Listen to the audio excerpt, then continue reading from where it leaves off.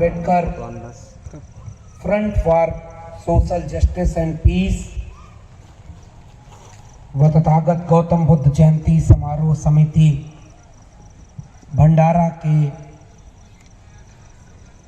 सभी आयोजकों का शुक्रिया अदा करता हूं कि आपने मुझे यहां आमंत्रित किया। मंच पर बैठे हुए सम्मानित अतिथिगण और इस आयोजन में आए हुए आप सभी सम्मानित लोगों को मेरा सादर जय भीम, जय मंडल, जय संविधान।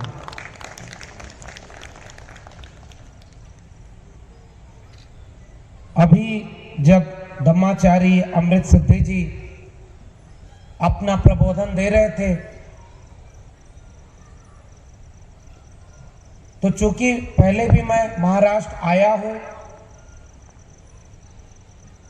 और यहीं से बात शुरू करता हूं कि मराठी समझ तो आती है थोड़ी थोड़ी, लेकिन बोल नहीं पाता हूं। तो जब आप अपना प्रबोधन दे रहे थे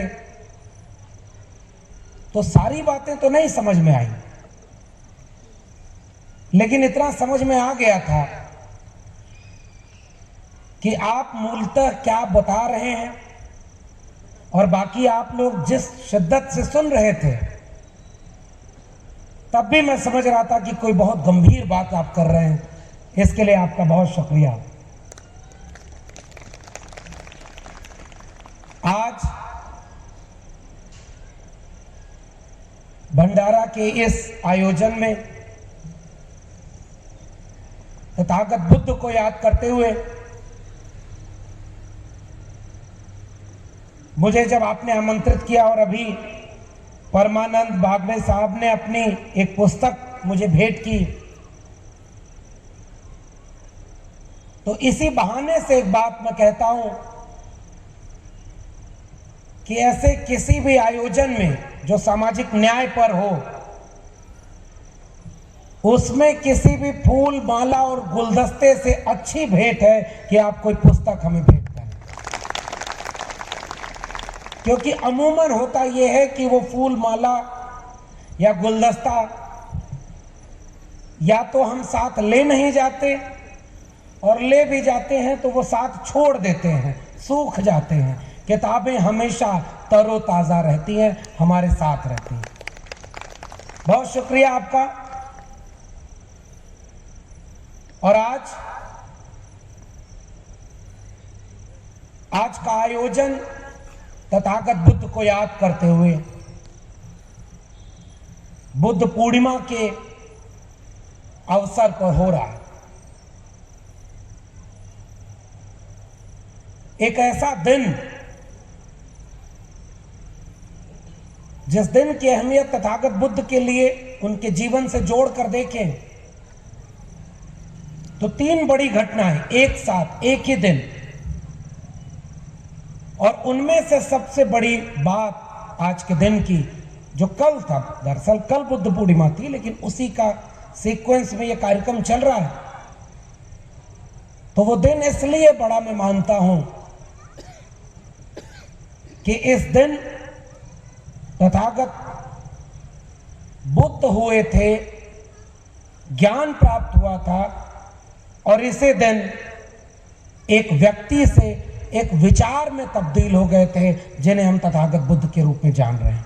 वो एक व्यक्ति नहीं, एक विचार बन गए जब उन्हें बोध प्राप्त हुआ, ज्ञान प्राप्त हुआ और वो बुद्ध के रूप में तब्दील हुए। वरना व्यक्ति के रूप में तो बहुत सारे लोग, हम ही लोग अपने कितने पुराने लोगों को याद करते हैं। मेरे परदादा क्या करते थे मैं उन्हें कभी नहीं याद करता, शायद उन्होंने कुछ ऐसा किया ही ना हो कि जो हम याद करें। लेकिन बाबा साहब ने क्या किया, फूले साहब ने क्या किया, या आज तथागत बुद्ध ने क्या किया है ऐसा कि हजारों साल बाद भी हम उन्हें याद कर रहे हैं। और इसका अर्थ यह है कि हम उनसे ताकत ले रहे हैं ताकि आज को समझें और आने वाले कल की उन सारी लड़ाइयों को जीत सकें और ऐसा देश बनाएं जैसा तथागत बुद्ध चाहते रहे होंगे। मुझे लगता है इस तरह के कार्यक्रमों का यही मकसद है। तथागत बुद्ध का दर्शन क्या था, उनका जीवन क्या था, उनके विचार क्या थे। अच्छा हुआ कि मुझसे पहले आपने अमृत सिद्धि साहब को सुन लिया, तो न तो मुझे इतना विस्तार और गहराई में पता है और न मैं बता सकता हूं, तो मेरा काम इन्होंने आसान कर दिया है। और आपने विस्तार में जिस गंभीरता से सुना है, तो मैं आपको ये नहीं बताऊंगा कि तथागत बुद्ध क्या थे, उनके विचार क्या थे, धम्म का अर्थ क्या है। और दूसरी बात ये न करने की ये भी है, अभी हम अध्यक्षता कर रहे डॉक्टर साहब से ये आपस में बात कर रहे थे कि अमूमन इस तरह के कार्यक्रमों की एक दिक्कत हो गई। वो दिक्कत ये है कि ऐसे कार्यक्रम में अधिकांश वही लोग आते हैं जिन्हें हम मान सकते हैं कि वो प्रबोधित हुए हैं या बार बार ऐसे प्रबोधन सुनते रहे हैं, उनमें नए लोग बहुत कम होते हैं। तो आप तो ऑलरेडी जगे हुए लोग हैं, तो अब और आपके सामने क्या मैं ज्ञान अपना दिखाऊं। तो फिर मेरे सामने चुनौती है कि मैं फिर कौन सी बात करूं। इसलिए पूरी माजरत के साथ मैं वही बोलूंगा जो मुझे लगता है कि आज के वक्त में बोलना जरूरी है। बेशक उन बातों को बोलने के बाद इस देश में यूएपीए लगाया जा रहा है, जेल में डाला जा रहा है, गोली मारी जा रही है, बुलडोजर चलाया जा रहा है, फिर भी अगर हम तथागत बुद्ध को याद कर रहे हैं तो हमारी जिम्मेदारी है कि उस सच को बोलें जो आज इस सामाजिक न्याय का कोई भी पुरखा होता तो जरूर बोलता, बिना इस तरह की किसी चीज से डरे हुए और बिना इस तरह की किसी चीज से झुके हुए। इसलिए मैं ऐसी कोई बात, दो चार बातें आपके बीच में रखूंगा। वो बातें क्या हैं? पहली बात, तथागत बुद्ध ने जितना दर्शन दिया उसमें सबसे मूल बात, और जितनी बातें मैं करूंगा आपने प्रबोधन में सुना है, वहीं से इस बात को जोड़ता हूं। ईश्वर क्या है? खूब विमर्श हुआ इस पे, सगुण है कि निर्गुण है,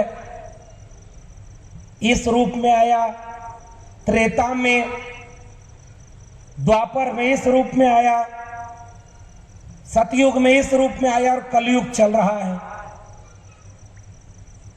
देखिए, थोड़ा महाराष्ट्र में हूं तो हिम्मत और करूंगा कि वो सारी बातें बोली जाएं जिसको यहां कम से कम नहीं बोलेंगे तो और कहां बोलेंगे।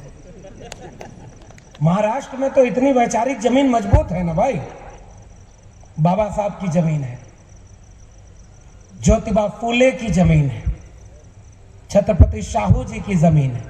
और जब मैं जमीन कह रहा हूं तो इसका अर्थ ये नहीं कि ये सारे लोग महाराष्ट्र के थे। असल में ये व्यक्ति नहीं, जब विचार बनते हैं तब तो ये पूरी मनुष्यता के हैं, लेकिन व्यक्ति से विचार बनने की प्रक्रिया इसी जमीन पर हुई, तो वो जमीन हमें ताकत देती है कि उस सारे सच को कहो जो ज्योतिबा फुले गुलामगिरी में लिख के गए हैं, जो एनिहिलेशन ऑफ कास्ट में बाबा साहब लिख के गए हैं, या तथागत बुद्ध ने अपने विचारों से इस दुनिया को दिया है। इसलिए वो हिम्मत लेकर के बोल रहा हूं कि इस पे खूब बहस हुई कि ईश्वर क्या है। चलो भाई, त्रेता में जन्म लिया तो एक रूप बन गया। कितने साल पहले? कोई कहता है 1000 साल पहले, कोई कहता है लाख साल पहले। द्वापर में हजारों लाखों साल पहले।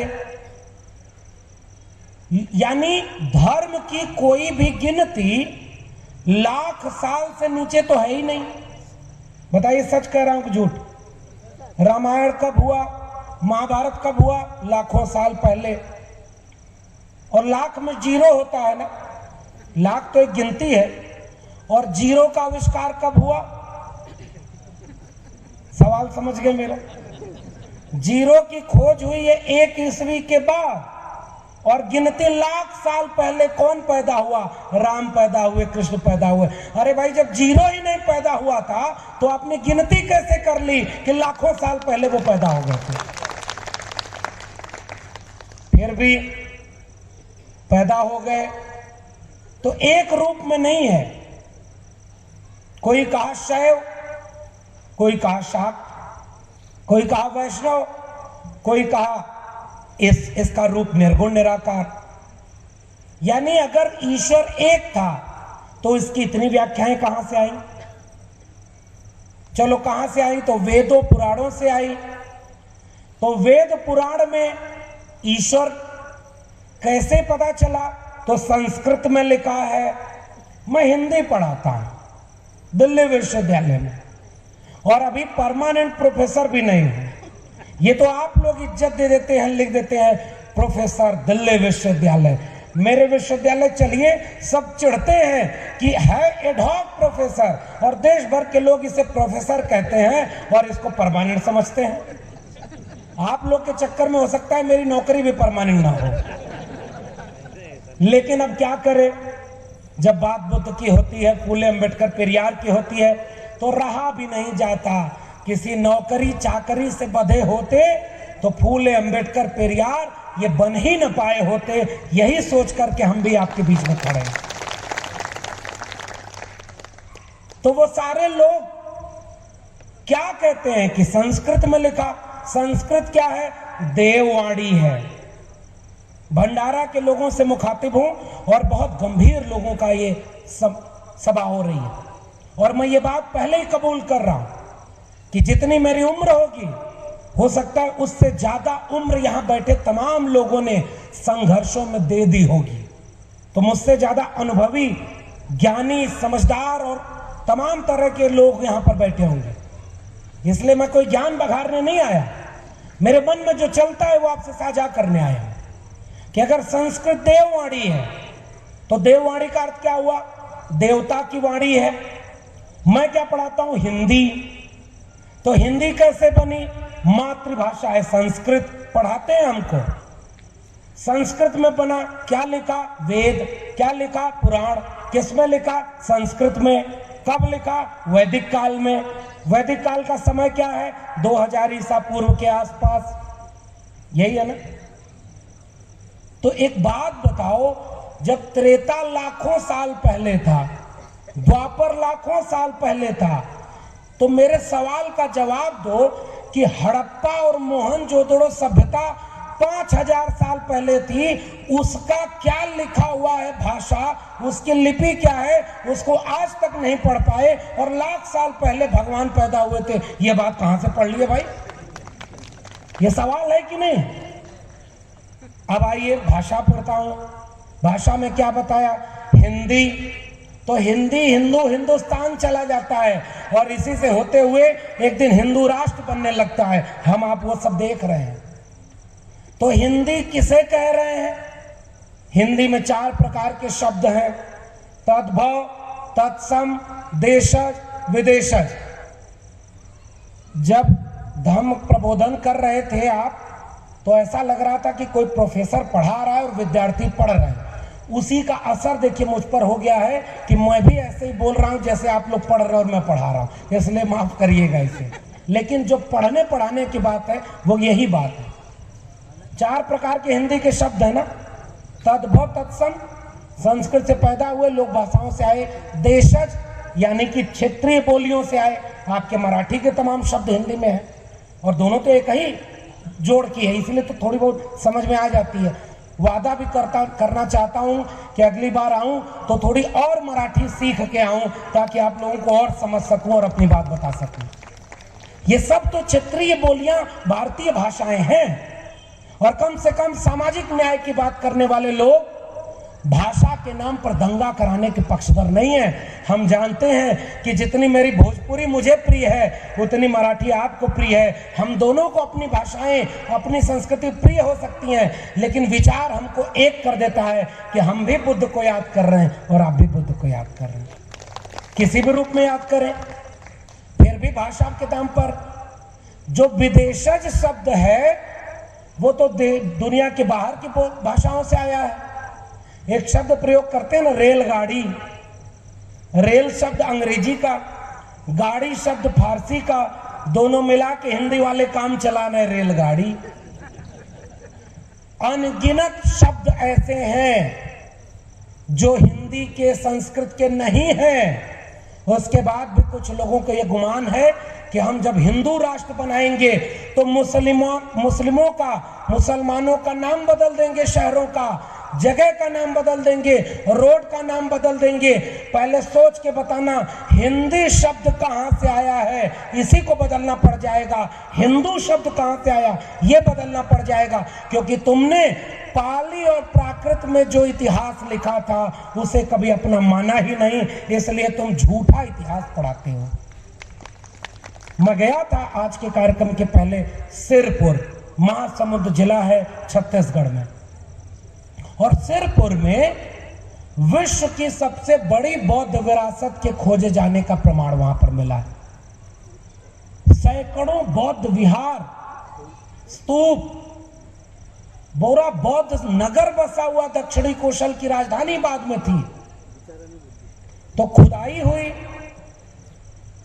हुई तो पता चला कि टीले के नीचे से कोई बौद्ध विहार निकल रहा है, कहीं किसी बोधिसत्व की मूर्ति आ रही है, कहीं नगर योजना में बाजार बना हुआ है, कहीं बंदरगाह बना हुआ है, महानदी बगल से बह रही है। महानदी, महासमुंद जिला और महामाया तथागत बुद्ध की माता जी, एक रिश्ता वहां जहां तथागत बुद्ध खुद गए थे। तो जब खुदाई हुई तो वहां बौद्ध नगर खड़ा हो गया। खुदाई आजकल भी हो रही है। कल तक जो कहते थे कि रामलला हम आएंगे, मंदिर वहीं बनाएंगे, उसके नाम पर दंगा करा ले गए, सरकार बना ले गए, सुप्रीम कोर्ट से डिसीजन ले आए, मस्जिद तोड़ दिया। सुप्रीम कोर्ट ने मना किया था कि मस्जिद मत तोड़ना, मस्जिद की सुरक्षा राज्य सरकार की जिम्मेदारी है। ये दंगाई सब हलफनामा दिए थे कि मस्जिद को क्षति नहीं पहुंचाएंगे, फिर भी मस्जिद तोड़ा।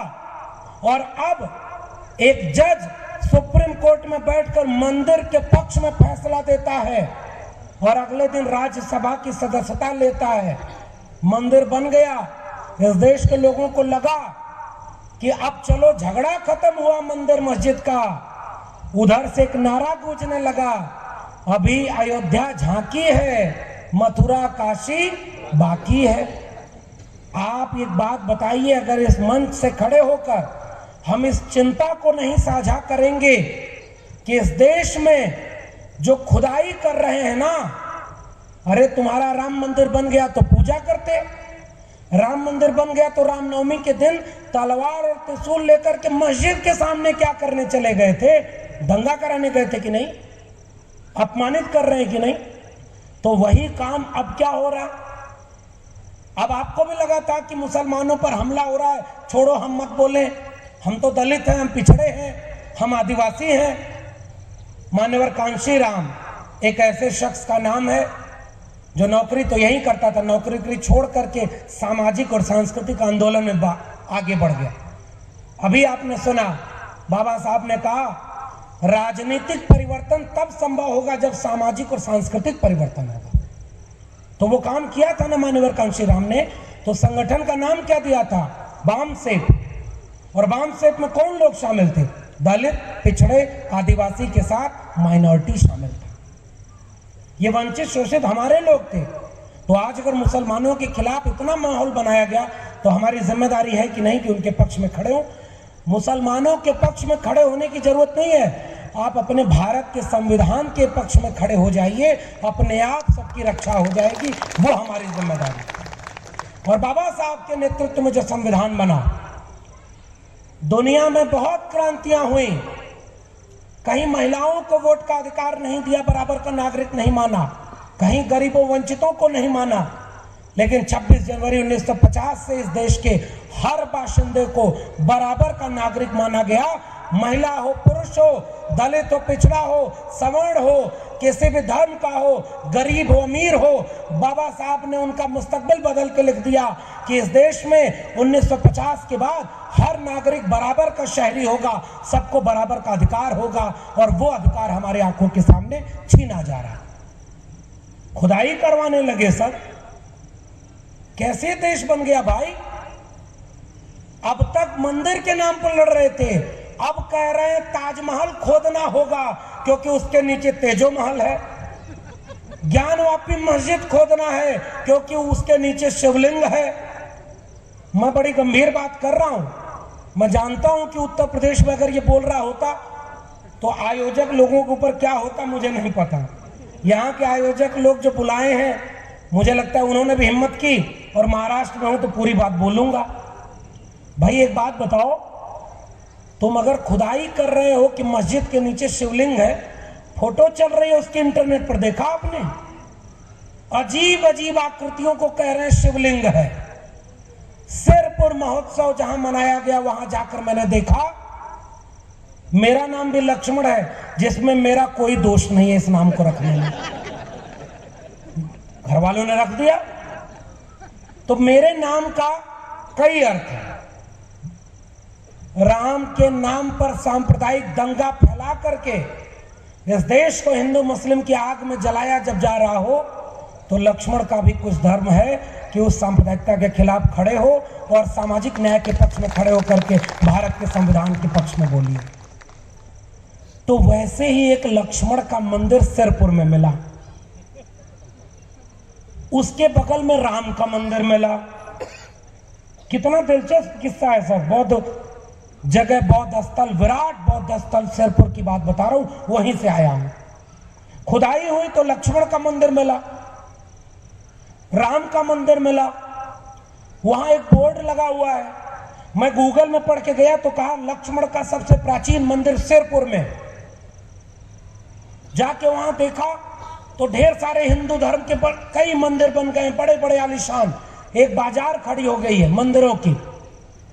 और जब वहां के लोग, जो बुद्धिस्ट लोग थे, पूरा नगर घुमाने लगे, तो हमने कहा कि 1000 साल पहले, 2000 साल पहले कहीं बाजार लग रही है, कहीं धातु पिघलाने की भट्टी बनी हुई है, कहीं वहां पर बंदरगाह बना हुआ है, कहीं व्यापार हो रहा है। और तो और सिरपुर ऐसी जगह है जहां एक विश्वविद्यालय था जिसमें 10,000 विद्यार्थी एक साथ शिक्षा लेते थे। वह बौद्धिस्ट परंपरा है जो शिक्षा की, डिग्री की और मुक्ति की बात करती है। वहां इबादत की कोई जगह नहीं, अंधविश्वास की कोई जगह नहीं। वो सिरपुर में हो रहा था। तो मैं जब गया लक्ष्मण मंदिर के सामने तो मैंने कहा कि यहां तो लिखा है कि ये लक्ष्मण दशरथ के पुत्र लक्ष्मण नहीं है, वो तो गुप्त वंश के लक्ष्मण गुप्त और राम गुप्त लिखा हुआ है। और लोग सर झुका के बाहर निकल रहे थे। मैंने उनसे पूछा कि ये किसका मंदिर था, तो कहे भगवान राम के छोटे भाई भगवान लक्ष्मण का मंदिर था।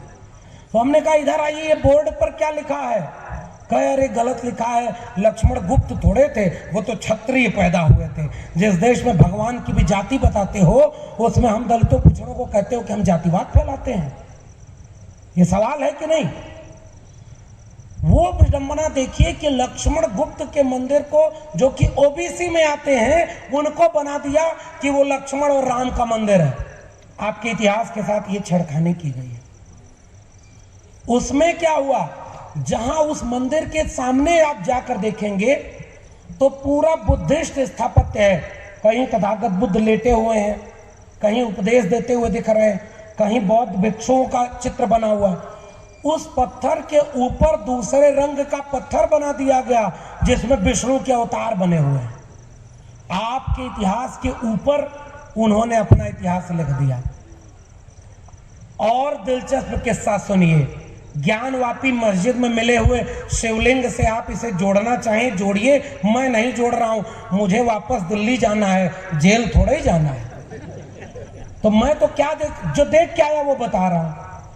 एक मूर्ति, एक ऐसे चौकोर, एक स्तूप जैसा बना हुई आकृति जिसपे साफ दिख रहा है तथागत बुद्ध की आकृति बनी हुई है गांधार शैली की, लेकिन वो एक स्तूप की तरह दिख रहा है, पत्थर का बना है। देख के आपको पता चल जाएगा कि 1000, 1500 या 2000 साल पहले का होगा। और उसके नीचे शिवलिंग की तरह जो चबूतरा बनता है वो बना हुआ है और उस पर लिखा हुआ 5000 साल पुराना शिवलिंग। तो जो लेके गए थे हमको, उन्होंने कहा आप देखिए, हमने कहा बड़ा पुराना शिवलिंग है। कहे आप ध्यान से देखिए, जिस मिस्त्री ने नीचे सीमेंट से बनाया वो कहा कि 5 साल पहले बुद्धा के मूर्ति को शिवलिंग बनाकर नीचे थाल बना दिया और नीचे लिख दिया 5000 साल पुराना शिवलिंग। अरे वो बुद्धा है, ध्यान से देखो, लेकिन तुम्हारी बुद्धि भ्रष्ट हो गई और बुद्ध को कह रहे हो शिवलिंग है। ये आपके इतिहास के साथ छेड़खानी की गई। इसीलिए आज मस्जिद मंदिर के नाम पर आग लगाई जाए। खुदाई करवा रहे हैं कि मस्जिद के नीचे मंदिर मिलेगा, मस्जिद के नीचे राम मिलेंगे, मस्जिद के नीचे ईश्वर मिलेगा। मेरा एक निवेदन भी मान लो, जब खुदाई करवा रहे हो तो थोड़ी गहरी करवा देना, उस सब के नीचे कहीं तथागत बुद्ध न मिल जाए। ये खतरा हमारे सामने, ये हम मांग करते हैं। अयोध्या की खुदाई हुई थी, आप लोगों ने भी रिपोर्ट पढ़ी कि नहीं पढ़ी? उसके नीचे क्या मिला था? बुद्धिस्ट स्थापत्य, खबर दबा दी गई। जैसे बुद्धिस्ट मूर्ति को शिवलिंग बना दिया गया। और जो वहां पर बुद्धिस्ट परंपरा के एक, वहां नागवंशी लोगों का भी शासन था, ओबीसी समाज से आते थे, उनकी मूर्ति बनी है और उसको कहते हैं कि वो लक्ष्मण की मूर्ति है। कल को क्या कहेंगे? बना दिया ना तथागत बुद्ध को विष्णु का अवतार, हम नहीं रोक पाए ना। ये सच है कि नहीं?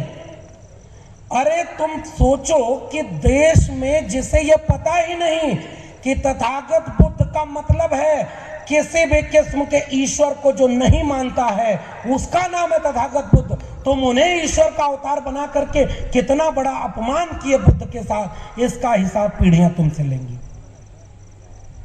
विष्णु के अवतार हैं क्या ये, जिन्होंने अपने दर्शन में कहा कि ईश्वर नहीं है, आत्मा कहां है बताओ? वो एक वैज्ञानिक दार्शनिक का नाम है गौतम बुद्ध, जिसके मूल में प्रज्ञा है। मुझसे पूछेंगे कि बुद्ध का मतलब क्या, तो बुद्ध का अर्थ है प्रज्ञा, बुद्ध का अर्थ है शील, बुद्ध का अर्थ है करुणा, बुद्ध का अर्थ है सत्य, बुद्ध का अर्थ है अहिंसा, बुद्ध का अर्थ है प्रेम, बुद्ध का अर्थ है दया, बुद्ध का अर्थ है सत्य, बुद्ध का अर्थ है निर्वाण, बुद्ध का अर्थ है बुद्धत्व और बुद्ध का अर्थ है मनुष्यता। ऐसे दर्शन जो घोर तार्किक और वैज्ञानिक दर्शन है, उसका अपमान इस देश में किया गया, जबकि यहां उसे मिटाने की जितनी कोशिश हुई उसने दुनिया भर में अपना प्रसार किया। और जो लोग भारत को विश्व गुरु करने का झूठ बोलते हैं, आर्यावर्ते जम्बूद्वीपे भारत खंडे, दुनिया के कई देश भारत को गुरु भूमि कहते हैं, उसकी वजह है तथागत बुद्ध। वहां की आप बात कर रहे हैं। आसान भाषा में इस बात को लोगों तक समझाना जरूरी है कि नहीं? जिस बुद्ध के यहां सत्य और अहिंसा है, उस बुद्ध को वो लोग अवतार बना रहे हैं जो किसी भगवान को खुश करने के लिए बलि देते हैं पशु की। बुद्ध पशुओं की हिंसा के भी खिलाफ थे ना। बुद्ध उपदेश देते थे तो पशु पक्षी आसपास बैठते थे ना। ये दो विचारधाराएं अलग अलग हैं ना। उनके जितने देवी देवता हैं, कोई तलवार लिया है, कोई त्रिशूल लिया है, कोई भाला लिया है, कोई गदा लिया है, कोई फरसा लिया है, कोई कुल्हाड़ी लिया है। आप देखिए, हमारा दुनिया का सबसे बड़ा विचारक अपने हाथ में कुछ भी नहीं लिया है, चेहरे पर शांति लिया हुआ है, हाथ में सौहार्द लिया हुआ है। ये दो विचारधाराओं का अंतर है। जब उनके देवी देवता ही तलवार त्रिशूल लिए हैं तो वो अपने भक्तों को क्या पकड़ाएंगे? त्रिशूल और तलवार, वो अपना काम कर रहे हैं। जिनके विरासत में तथागत बुद्ध हैं, बाबा साहब हैं, ज्योतिबा फूले हैं, जिन्होंने अपने 90% इस देश के आवाम को, वंचित शोषित लोगों को, कुम्हार, लुहार, बढ़ई, नाई, मोची, मल्ला, निषाद, तमाम जातियां जो हाथ से श्रम करती थीं, जो इस दुनिया को रहने लायक बनाई, उन लोगों के हाथ में कलम और किताब छीन लिया और कहा धर्म में लिखा है कि शूद्र नहीं पढ़ेगा, महिलाएं नहीं पढ़ेंगी। हमारी लड़ाई किसकी थी? तथागत बुद्ध से लेकर बाबा साहब डॉक्टर अंबेडकर, डॉक्टर राम मनोहर लोहिया तक कि इस मुल्क के आम आवाम 90% लोगों के हाथों से कलम और किताब छीनी गई थी। बड़ी कुर्बानी देकर वापस कलम और किताब बाबा साहब ने, बिरसा, फूले, अंबेडकर, पेरियार ने सौंपा था। आज वापस हमारे बच्चों के हाथ में त्रिशूल और तलवार सौंपा जा रहा है। इस मंच से खड़े होकर मैं आपसे अपील कर रहा हूं कि वादा करिए कि आपके घर का एक भी बच्चा, आपके मोहल्ले का एक भी बच्चा कलम और किताब पकड़ने की उम्र में त्रिशूल और तलवार नहीं पकड़ेगा। ये वादा नहीं करेंगे तो ये बुद्ध जयंती अधूरी रहेगी, क्योंकि बुद्ध का मतलब है प्रज्ञा, बुद्ध का अर्थ है बुद्धि, तर्क व विवेक। इसीलिए बाबा साहब ने बुद्धा एंड हिज धम्मा में लिखा, धर्म झूठ है और धम्म सच है। धर्म के केंद्र में क्या है? आस्था, विश्वास। धम्म के केंद्र में क्या है? तर्क व विवेक। धर्म के केंद्र में क्या है? झूठी कहानियां।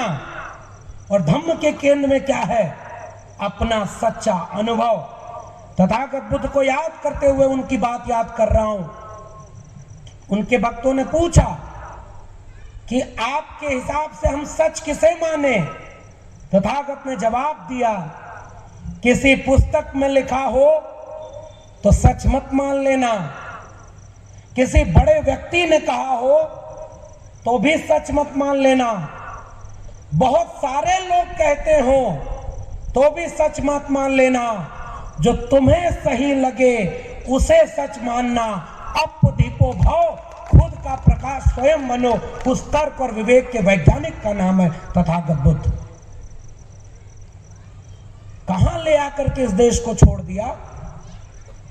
आज बुद्ध के सामने, और थोड़ी आलोचना आपकी भी करूंगा, आपको क्यों छोड़ दूं?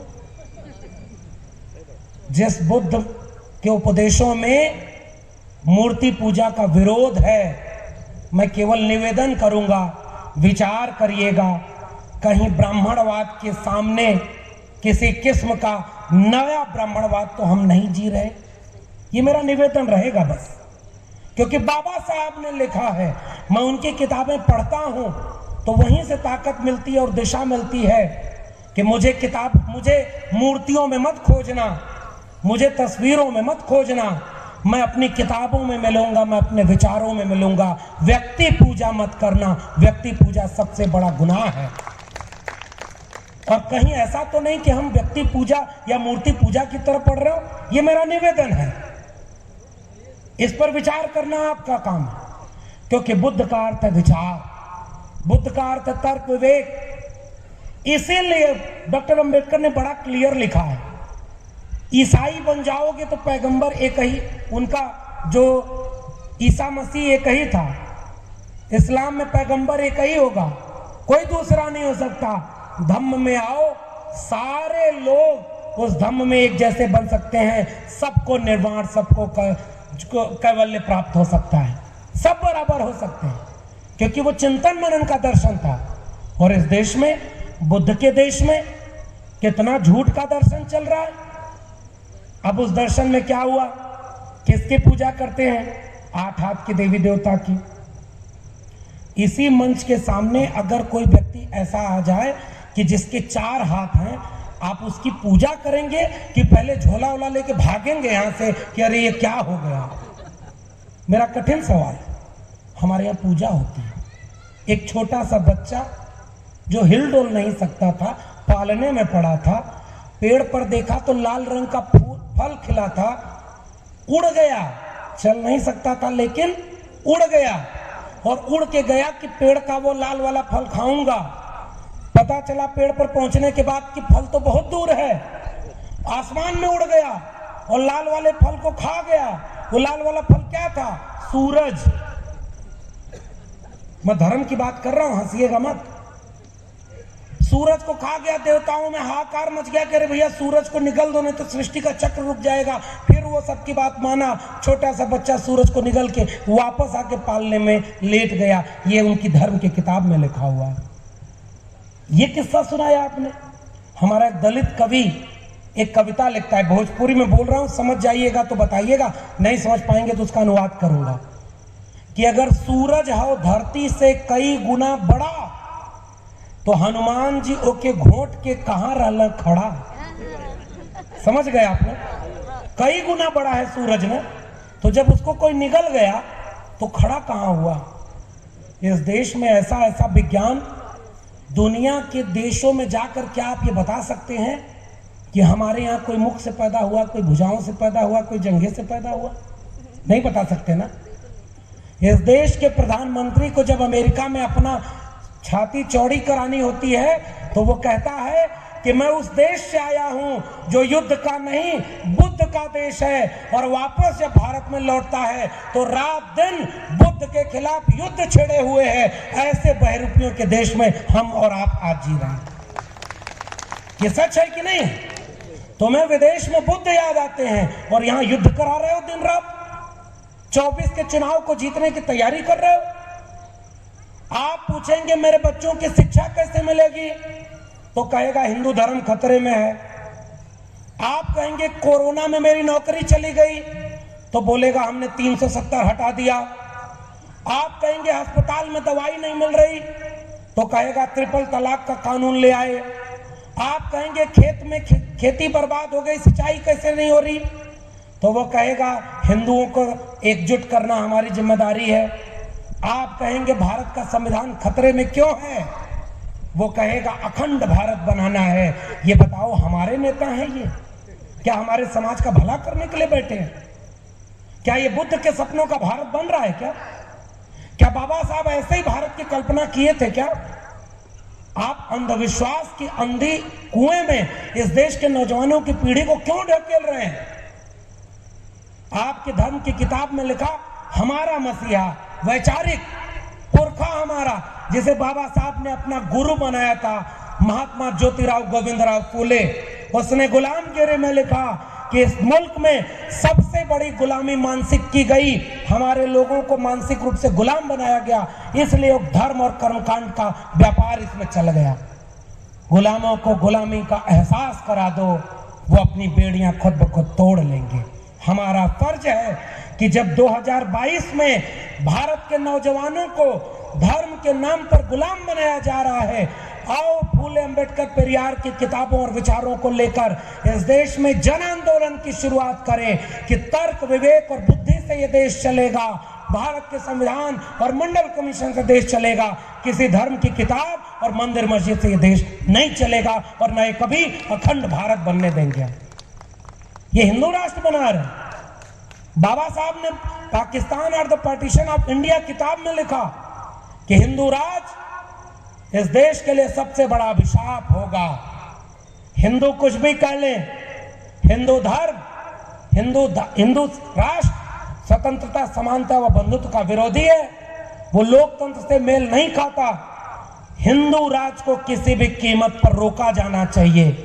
अगर हम और आप डॉक्टर अंबेडकर, बिरसा फूले, भगत सिंह की बात करते हैं, शाहू जी की बात करते हैं, तो बताइए संविधान विरोधियों के खिलाफ खड़ा होना हमारी और आपकी जिम्मेदारी है कि नहीं है?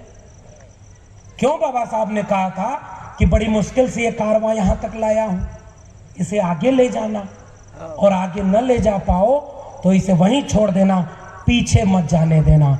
सच सच पूछ रहा हूं, बताइए क्या हमारी आंखों के सामने ये सारा सामाजिक न्याय का कारवां मीलों पीछे नहीं ले जाया जा? क्या भारत का संविधान टुकड़े टुकड़े नहीं कर दिया गया है? निर्वाचन आयोग में ईवीएम, 18 लाख ईवीएम इस देश में गायब है। कैसा निर्वाचन आयोग है भाई? क्या लोकतंत्र बचा है? सुप्रीम कोर्ट का जज बैठ करके राम मंदिर पर फैसला सुनाए और कल राज्यसभा की शपथ ले ले। सुप्रीम कोर्ट में अब तक जितने लोग जज बने उसमें 90% इस देश के वंचित शोषित आवाम में से कोई जज ही तो 2-4 लोग को छोड़ दे तो नहीं बना, क्या लोकतंत्र जिंदा है? ओबीसी समाज के लोगों से भी मैं सवाल करता हूं। ओबीसी समाज आजकल थोड़ा समझ रहा है, लेकिन बहुत देर कर रहा है। ओबीसी लोगों को तो समझ में ही नहीं आता। मैं यादव हूं, उत्तर प्रदेश का। मुझसे सब पूछते हैं कि ललई सिंह यादव वाले यादव हो कि कृष्ण वाले यादव हो। मैं उनसे कहता हूं कि कृष्ण को भी यादव कहते हैं कि वो पशुपालक था, वो कोई देवी देवता नहीं था। लेकिन जैसे बुद्ध को विष्णु का अवतार बना दिया, महात्मा फूले ने अपनी किताब गुलामगिरी में लिखा है कि इसमें एक क्षत्रिय जातियां बहुत सारी थी जिनके राजवंश थे। बताइए, मौर्य वंश किसका था? मगध साम्राज्य किसका था? पाल प्रतिहार गुर्जर वंश किसका था? चोल चालुक्य कौन थे? जाट वंश किसका था? भीलवाड़ा क्या है? यदुवंशियों के तमाम राजा थे कि नहीं थे? हमें सब कहते हैं कि हम पैर से पैदा हुए। अरे इस देश में दलितों, पिछड़ों, आदिवासियों ने ही इस दुनिया को रहने लायक बनाया। हमें कहते हैं कि हीनता बोध से ग्रस्त रहो, तुम कमजोर हो, तुम मेरिट वाले नहीं हो। अरे अपना इतिहास पढ़ो। एक अशोक खड़ा हुआ तथागत बुद्ध के विचार के साथ, तो भारत ही नहीं पूरे दक्षिण पूर्व एशिया में बौद्ध धर्म का प्रचार कर दिया। वैसा राजवंश तो हमारे आपके बीच का था। और हमसे सब कहते हैं कि हम कमजोर लोग हैं, राजवंश के लोग थे। नहीं विश्वास है तो 1 जनवरी 1818 को याद कर लेना। भीमा कोरेगांव में 500 महारों को जब हाथ में हथियार मिला तो हजारों की पेशवाई सेना पर अपना परचम लहराया और अपनी ताकत का एहसास कराया। इसलिए बाबा साहब ने भीमा कोरेगांव को याद करते हुए शौर्य दिवस मनाया था। आप ताकत के प्रतीक हैं, कमजोर मत बनिए। कमजोर क्यों बनना भाई? इसलिए ओबीसी समाज के लोगों को जब आप कहते हैं कि तुम शूद्र हो, तुम कमजोर हो, तो समझना तो चाहिए कि हाँ, ज्योतिबा फूले ने भी लिखा है कि पहले ये क्षत्रिय थे, लेकिन आर्य जब आए तो जो झुक गए उन्हें क्षत्रिय राजपूत बना दिया, जो नहीं झुके तन कर खड़े रहे उन्हें शूद्र बना दिया। इसलिए ज्योतिबा फूले शूद्र और अति शूद्र 2 शब्द कहते हैं ओबीसी और दलितों के लिए। लेकिन ओबीसी नहीं मानता।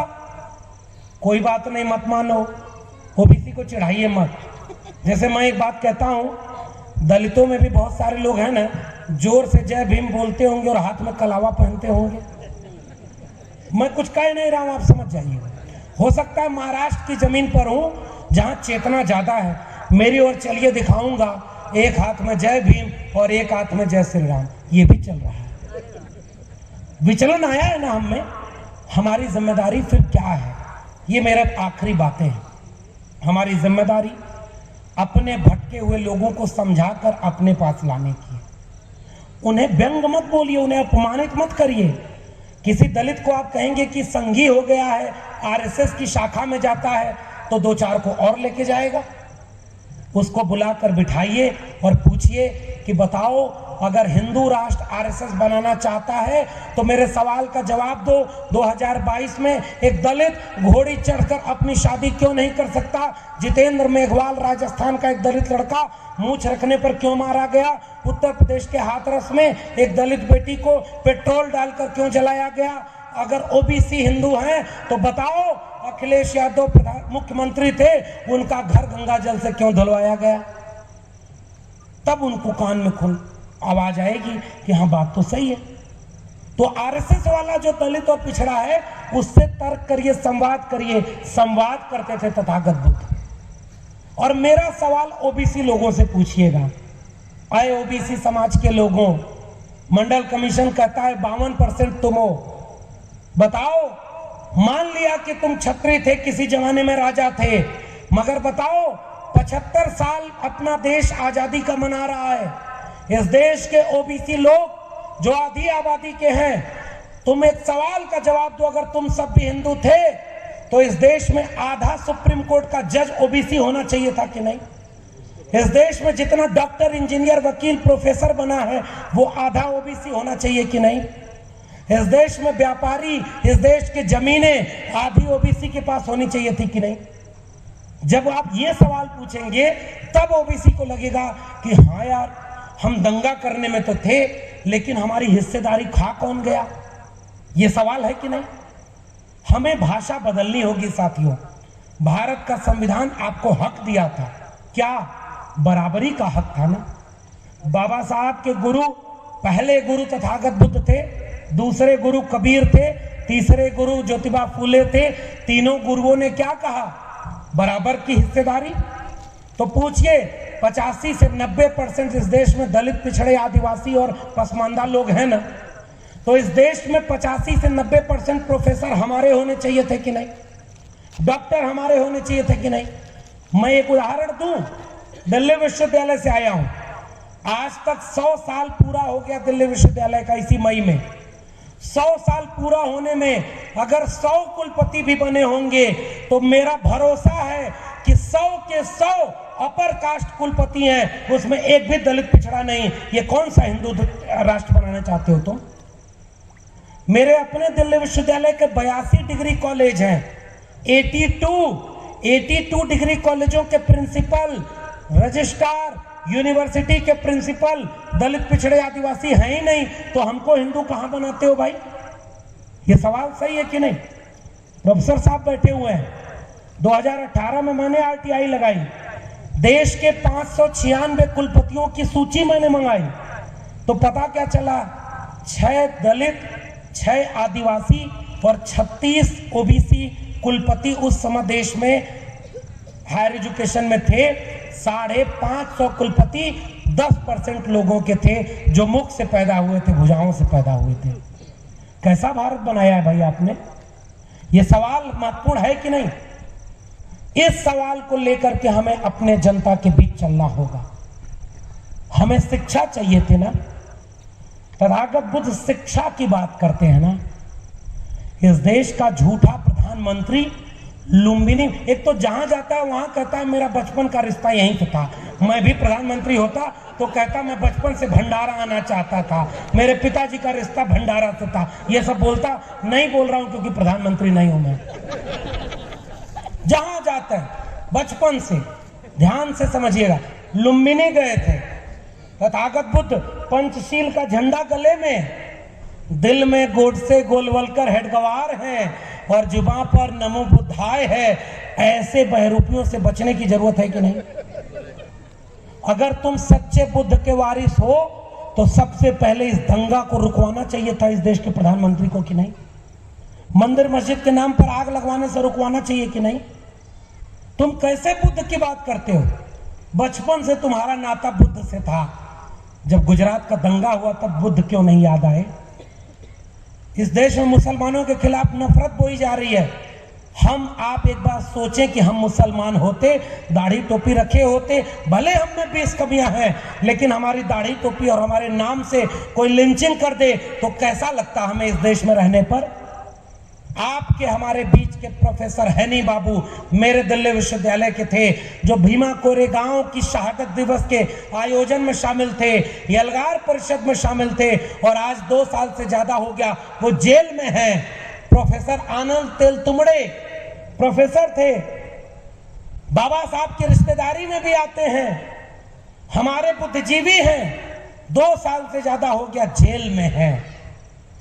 बाबा साहब के सपनों का भारत बनाने में 2 अप्रैल के भारत बंद में जाने कितने लोग शहीद हो गए, जाने कितने हमारे दलित, पिछड़े, आदिवासी जेलों में बंद हैं। बस्तर बकसवा के जंगलों में इस देश के आदिवासी को गोली मारा जा रहा है। एक बात पूछिए, अगर हमारी हिस्से की लड़ाई कोई और लड़ रहा है और हम अपने बीच के लोगों को नहीं बचा पाए तो क्या हम सच्चे वारिस कहलाने के हकदार हैं क्या? हमारे हिस्से का प्रोफेसर लड़ाई लड़ते हुए जेल में है, हमारे हिस्से की लड़ाई लड़ते हुए तमाम लोग जेलों में हैं। बुलडोजर किनके घरों पर चल रहा है? कहां है भारत का संविधान? कहां है लोकतंत्र? क्या इसी बात के लिए बाबा साहब ने अपने बच्चों की कुर्बानी दी थी?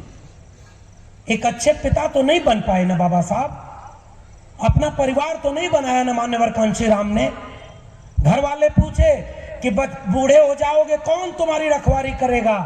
मान्यवर कांशीराम ने कहा था, ये मेरा समाज मेरा परिवार है, वो मेरी रखवाली करेगा। क्या सच ये नहीं है कि मान्यवर कांशीराम के सपनों के भारत को अब बेच दिया गया है? उनका आंदोलन आज टुकड़ों टुकड़ों में बिखर गया। कितने टुकड़े हुए हैं बाम सेब के, आप पूछिए। आपके अपने जिले में कितने टुकड़े में संगठन चलता है? इसे नागपुर में कितने टुकड़े हुए Buddhist society of India, Republican party of India और तमाम संगठनों के जो बाबा साहब ने बनाए थे। गलती हमारी हुई ना कहीं।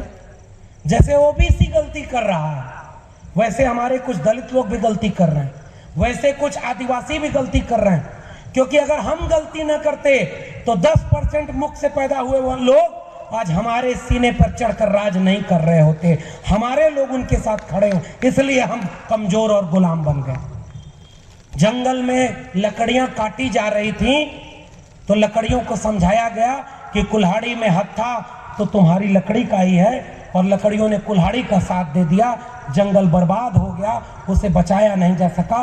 पहचानिए, 90% वंचितों शोषितों, हर जय भीम बोलने वाला आपका नहीं है। कुछ कुल्हाड़ी में लकड़ियां हमारे बीच के लगी हैं जो आरएसएस की शाखाओं में जाकर कहती हैं बाबा साहब के सपनों का भारत प्रधानमंत्री बनाएंगे और फूले के सपनों का भारत यूपी का मुख्यमंत्री बनाएगा।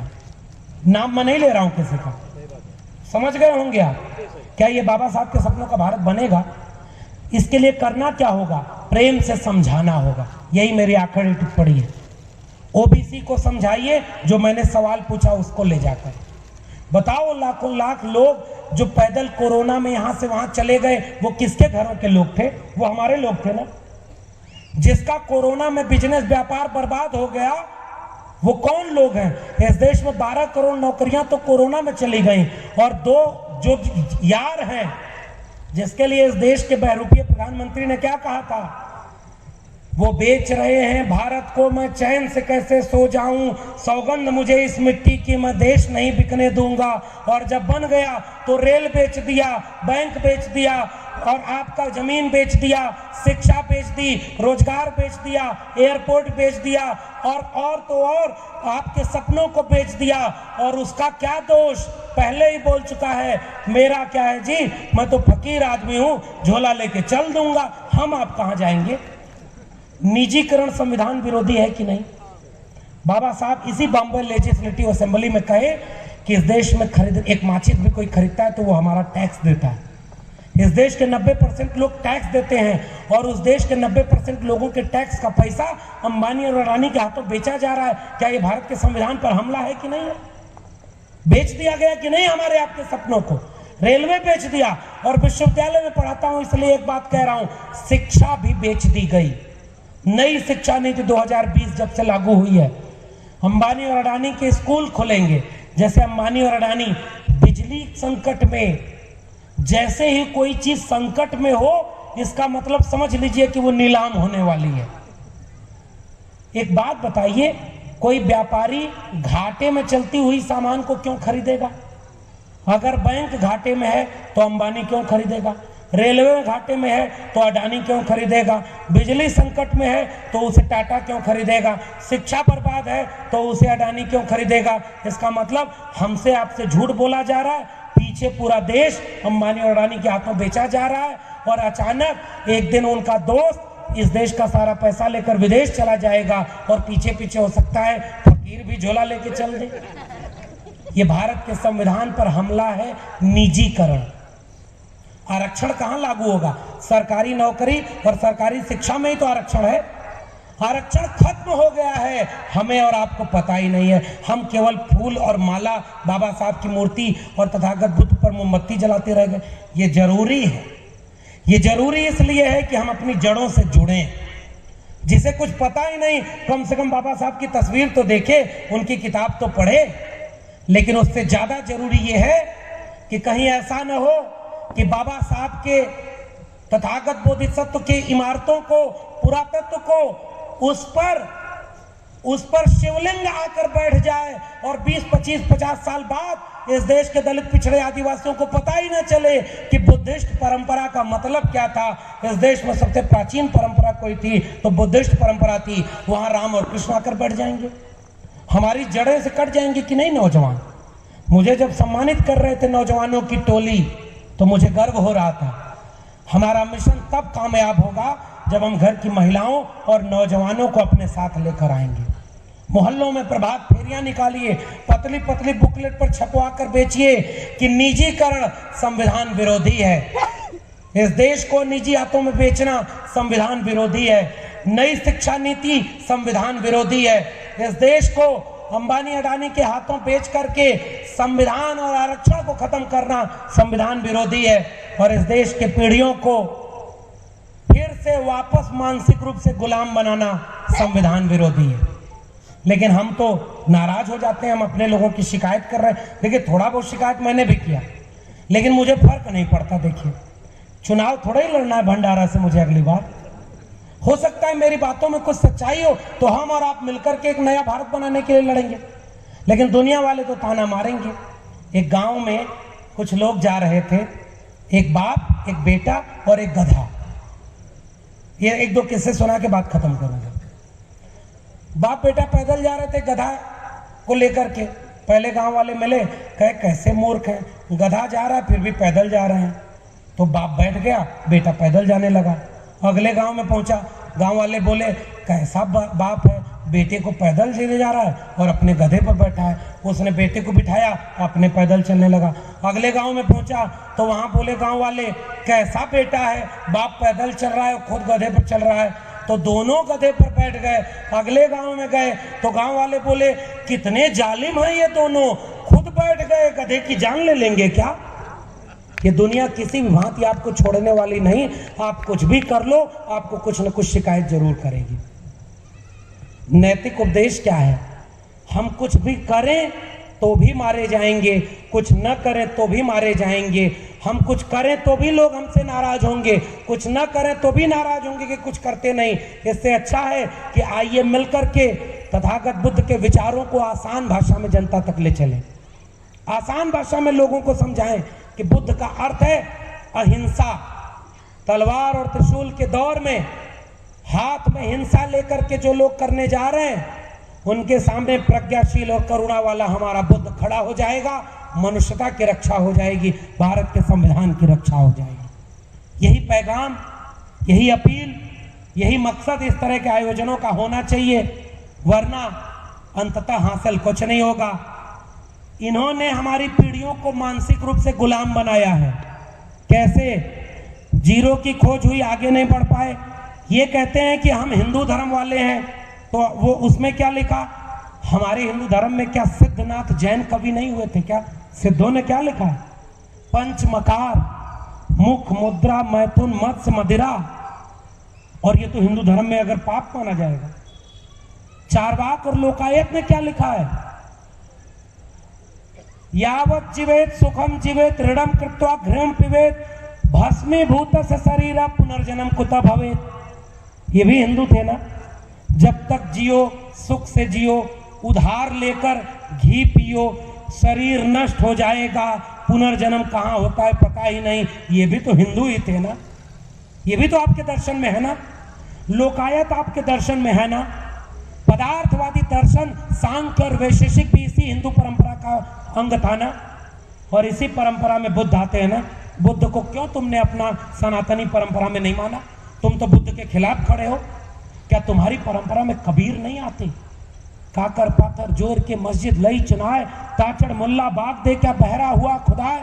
पाथर पूजे हर मिले तो मैं पूजूं पहाड़, ताते ये चाकी भली पीस खाए संसार। अरे हिंदू न राह न पाई, हिंदुन की हिंदुआई देखी, तुर्कन की तुर्काई, अरे हिंदू न राह न पाई।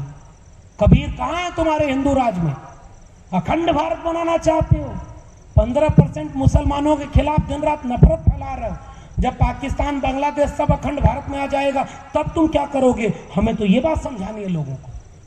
बिना मतलब का अखंड भारत, हिंदू राष्ट्र, अरे यह हिंदू राष्ट्र न कभी बना था, न बना है और न बनेगा, क्योंकि उसमें कबीर नहीं है, बुद्ध नहीं है, रैदास नहीं है, फूले अंबेडकर पेरियार नहीं है, भगत सिंह नहीं है। हमारा विचारधारा तर्क विज्ञान की विचारधारा थी। मैं कहता मेरा तेरा मनवा कैसे एक हो ही रे, ये हमारी विचारधारा। जब कबीर लिखते हैं मैं कहता आंखन की देखी, तू कहता कागज की लेखी। मैं चाहता सुलझावन हारी, तू देता उलझाई रे। मेरा तेरा मनवा कैसे एक होई रे। पोथी पढ़ पढ़ जग मुआ, पंडित भवन कोय। ढाई आकर प्रेम का, पढ़े सो पंडित होय। प्रेम, सत्य, अहिंसा, बुद्ध और कबीर के देश में मंदिर मस्जिद के नाम पर नफरत फैलाई जा रही है। इसके खिलाफ खड़ा होना ही बुद्ध के असला वारिस होने का काम करना है।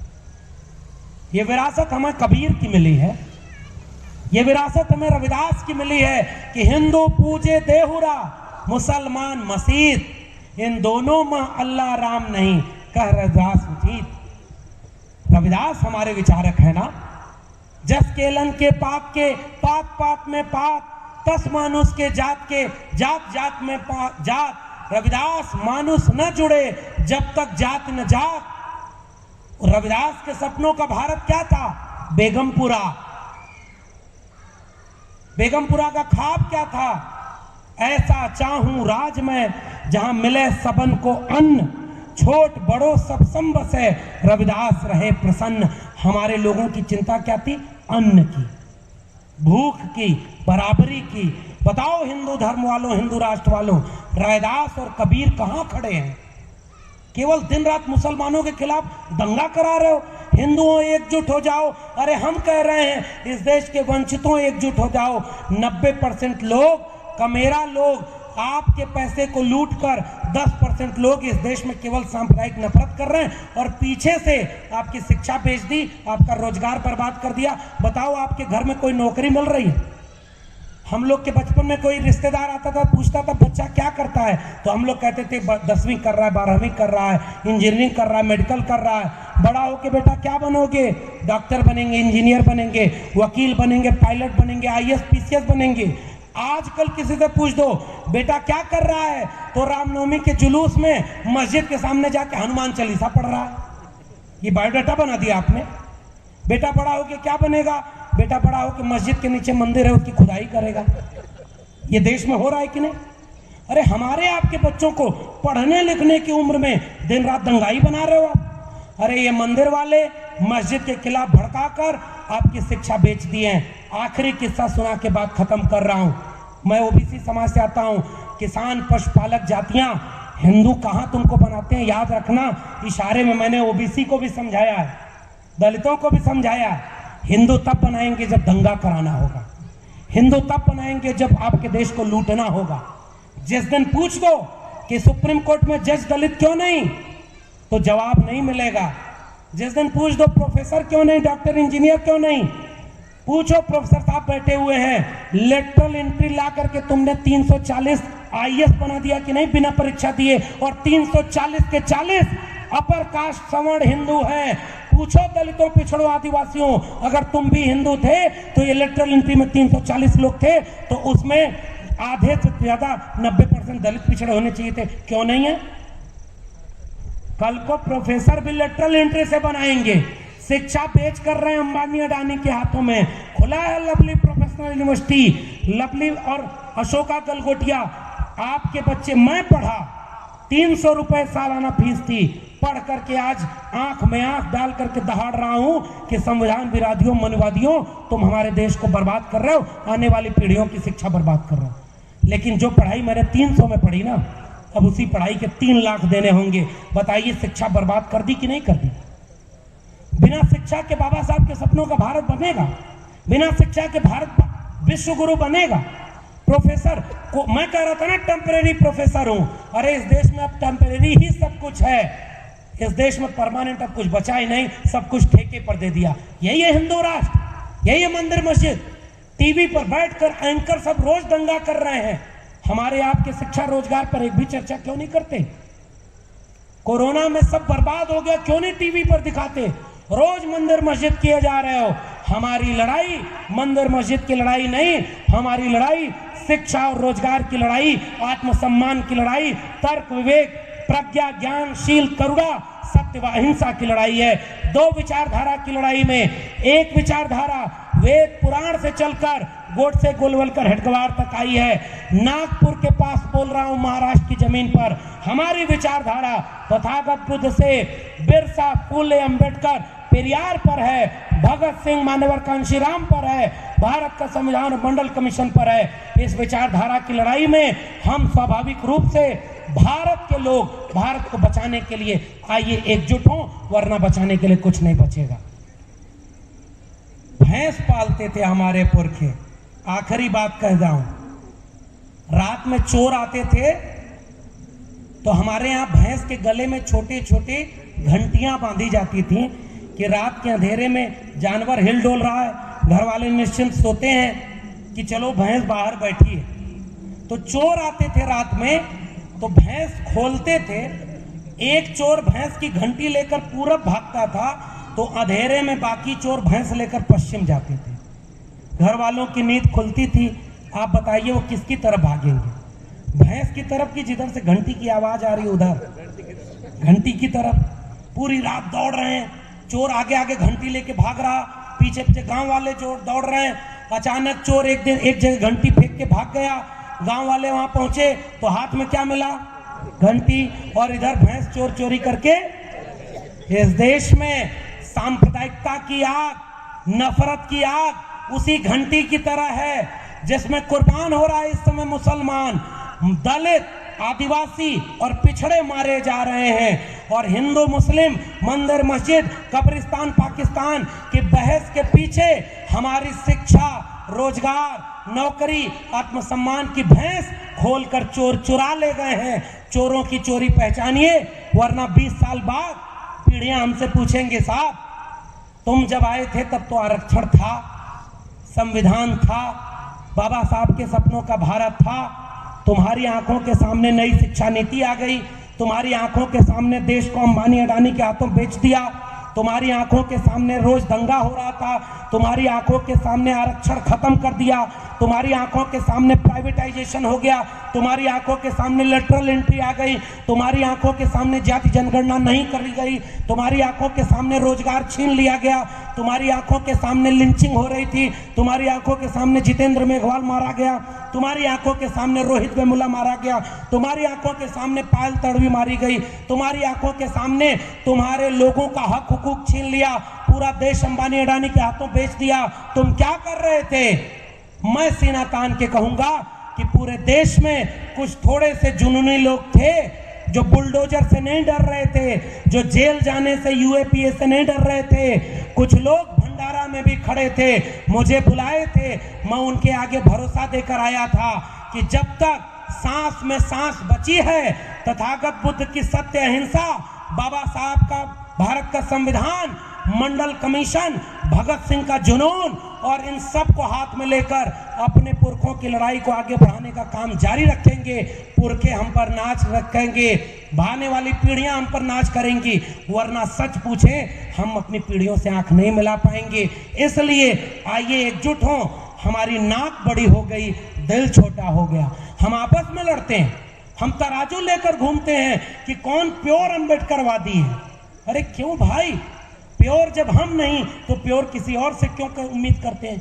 अरे ओबीसी को आलोचना मत करिए, प्रेम से समझाइए, रे भाई ओबीसी तुझे कुछ नहीं मिला, तू दंगाई बन गया, आजा हमारे साथ, हम 90% लोग एक जैसे हैं, हमारा शोषण जाति के नाम पर हुआ, हमारी हकमारी हुई है, आओ जो दलितों तुम संघ में चले गए, आओ वापस। बुद्धम शरणं गच्छामि, धम्मम शरणं गच्छामि, संघम शरणं गच्छामि। इसका मतलब भिक्षु होना नहीं है, इसका मतलब प्रेम और करुणा का होना है, इसका मतलब तर्क और विवेक का होना है।